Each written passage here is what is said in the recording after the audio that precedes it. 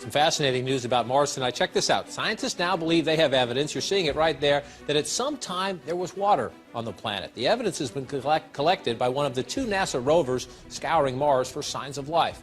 Let's find out more about this potentially amazing discovery. Charles Liu is an astrophysicist professor at the City University of New York. Now, Dr. Liu, I will put the pictures back up as we talk, because I want people to see them. It's a vein, it's about a width of a thumb, it's about 18 inches long. Right. Opportunity discovers this, says it's rich in calcium, in sulfur, and possibly gypsum, which would have to been deposited by flowing water, right? Almost certainly, yes. Here on Earth, my planetary scientist colleagues tell me that if they were to find something like this, say, in Death Valley, California, or somewhere else dry, they'd say, there used to be water here for sure. So if they see this on Mars, that's the conclusion that they come to. And Absolutely. They come to it, they say bulletproof. Here's what Steve Squires, he's the lead researcher for the Spirit and Opportunity rover program, says this is the single most bulletproof observation that I can think of that we've made this entire mission. Is it bulletproof? When you see this, do you say, yes, definitely water? Well, there are possible exotic physical situations where you could deposit gypsum under these circumstances. But, yeah, it's pretty bulletproof. As I said, I think calling it a slam dunk observation is very good. I've seen some of the evidence a little bit, not the physical stuff, but I've read about it, and based on the scientific observations that I've seen, it's solid. And so explain to somebody watching at home, they're looking at these pictures and they're saying, okay, so this rover comes upon, it's in this crater, everything's dry, everything's dusty. You're telling me there's water. How do you get there?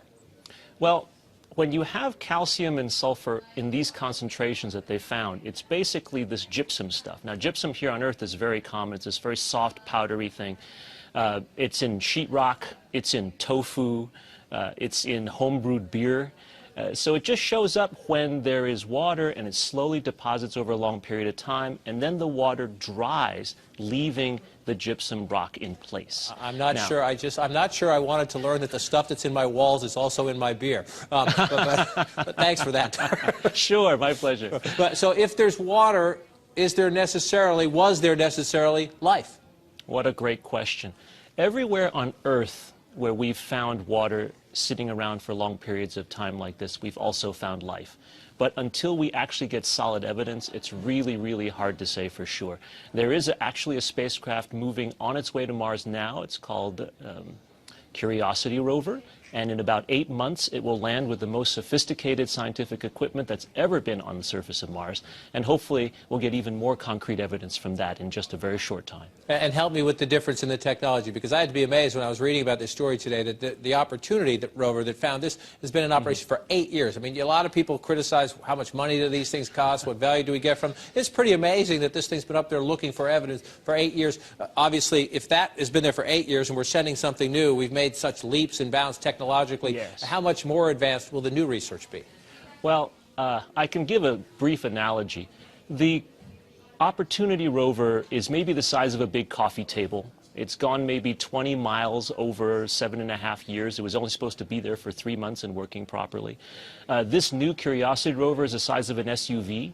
It has a dozen scientific instruments. It's so big that you actually have to lower it onto the surface of Mars from a crane, sort of operating from a hovering spacecraft as it lands, as opposed to just landing on the surface, bouncing on balloons.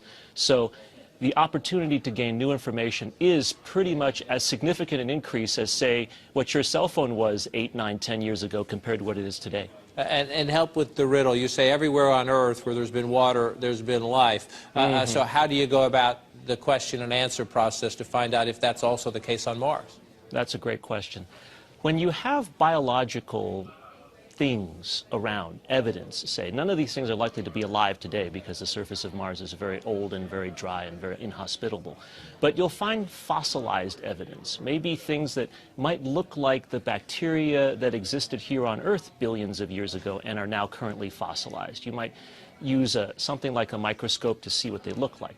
Or you might use a spectrometer, the kind of thing that was used also here on this little vein of gypsum by Opportunity, and maybe look at the chemical composition, see if we can find evidence of DNA, proteins, these kinds of things, or their remnants. It's a complex thing. I'm not a specific expert on that particular method of observation, but it is a very well understood way of studying and searching for life, and let's just hope that we can get it sooner rather than later.